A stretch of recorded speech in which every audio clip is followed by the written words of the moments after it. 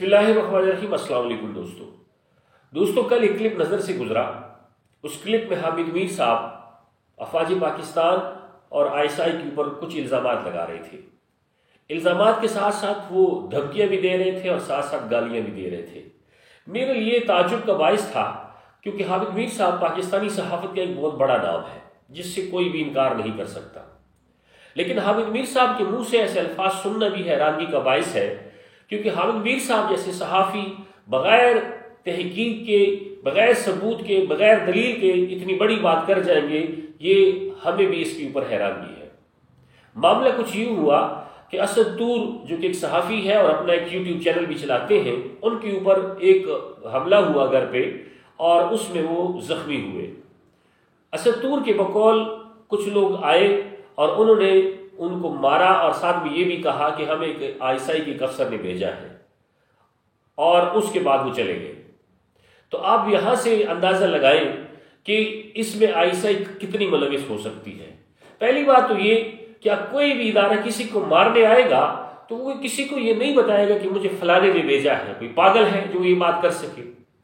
تو یہ ذہن تو یہ بات مانتا بھی نہیں ہے۔ دوسری بات یہ ہے کہ اسد طور صاحب جو ہے، جو اپنا ایک YouTube چینل چلا رہے ہیں، وہ تقریباً 1-2 ماہ سے اگر آپ اس کی ویلاگز دیکھیں تو اس میں آپ کو واضح اندازہ ہو جائے گا کہ اس نے اپنی لمیٹیشن کتنی کراس کر چکے ہیں۔ وہ اپنے ایک ساتھی ہم نیوز کی اینکر کے اوپر انہوں نے جو الزامات لگائے اور یہ ثابت کرنے کی کوشش کی کہ وہ اسٹیبلشمنٹ کی نوازش شدہ ہے، پھر اس کے بعد عمران ریاض جیسے بڑے صحافی کے اوپر انہوں نے الزامات لگائے اور تیتروں کا حوالہ دیا، اور بعد میں انہوں نے ان کا نام کالا تیتر تک رکھ دیا۔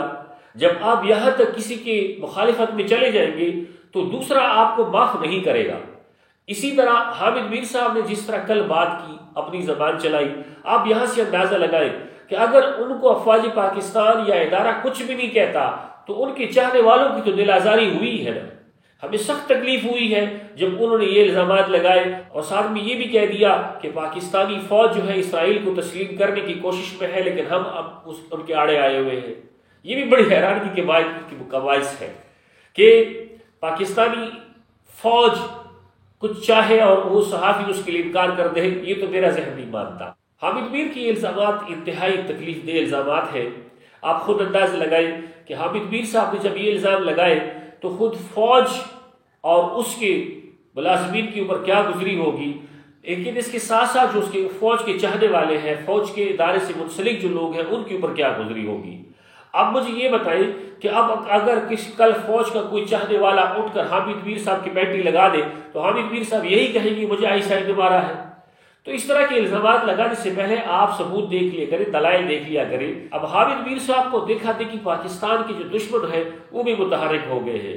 اب یہاں سے اندازہ لگائیں کہ اسی کے ساتھ ہی امریکہ کے ایمبیسی نے ایک ٹویٹ کیا جس میں کہا کہ ہم پاکستان میں صحافیوں کے اوپر تشدد کو بالکل برداشت نہیں کرتے، جبکہ امریکن ایمبیسی اس بات کو بھول گئی کہ 2020 میں ان کی اپنی رپورٹ کے مطابق 480 حملے صحافیوں پر امریکہ میں ہوئے، اور اس میں 117 صحافیوں کو انہوں نے جیل میں ڈال دیا۔ پاکستان میں اگر صحافت کی بات کریں تو پاکستان میں جتنا میڈیا آزاد ہے شاید ہی کسی ملک میں ہو۔ پاکستان میں میڈیا اتنا آزاد ہے کہ ان کے منہ میں جو کچھ آتا ہے کہہ دیتے ہیں، جس کی عزت اتارنی ہو، جس کی پگڑی اتارنی ہو، وہ سرعام لگا کے وہ چوراہے میں لٹکا دیتے ہیں۔ پاکستانی میڈیا سے آزاد تو میرے خیال میں شاید ہی دنیا میں کوئی ہو۔ آپ دیکھ لیں دنیا جہاں کے لوگوں کے YouTube چینل کھلے ہوئے، اس کے بعد ٹی وی پہ آ کے جو یہ رات کو بھاشن دیتے ہیں، پھر اس کے بعد جب اپنا تجزیہ کرتے ہیں، وہ اپنے انالیسس کرتے ہیں، اس کے اندر بھی کیا نہیں کرتے۔ حیرانگی اس بات کی ہوتی ہے کہ اتنی آزادی کے باوجود بھی وہ آزادی کا رونا پیٹتے ہیں۔ مجھے تو حیرانگی ہوتی ہے کہ مزید کتنی آزادی چاہتے ہیں۔ تو حامد میر صاحب، سب سے پہلے آپ نے اپنے صحافی ساتھی کے دکھ میں جو اپنے کلمات کہے ہیں فوج کو اور اس کے ادارے کو، کم سے کم آپ کو یہ دیکھنا چاہیے تھا کہ آپ کا یہ ساتھی پچھلے 1-2 مہینے سے کرتا کیا آ رہا ہے اور کر کیا آ رہا ہے، کتنے لوگوں کی عزت اس نے اچالی ہے، کیا کیا کر رہا ہے۔ پہلے اس کی بھی تفتیش کرتے، اس کے بعد آپ آتے۔ اتنی محبت میں آ کے جو آپ نے یہاں پہ تقریر کی، اس سے دل آزاری ہوئی ہے، ہماری بھی ہوئی ہے۔ ہم یہ چاہیں گے کہ آپ جتنا بڑا نام آپ کا ہے، جتنا اللہ نے آپ کو عزت دی ہے، تو اس قوم سے معافی مانگیں، ورنہ ہم آپ کو کم از کم اب آپ کی اس بات کے اوپر احتجاج کریں گے، اور یہ بات یاد رکھیں کہ اللہ نے پاکستان کو جو فوج دی ہے، اس کی ٹینکوں کو نہ کبھی زنگ لگا ہے نہ کبھی لگنے دے گی انشاءاللہ۔ وقت آنے پر اس نے بار بار ثابت کیا ہے، لہٰذا آپ پاکستانی فوج کو اس بات کا طعنہ نہ دیں کہ پاکستانی فوج جنگ نہیں لڑنا جانتی۔ اللہ آپ سب کا حامی و ناصر ہو۔ جزاک اللہ۔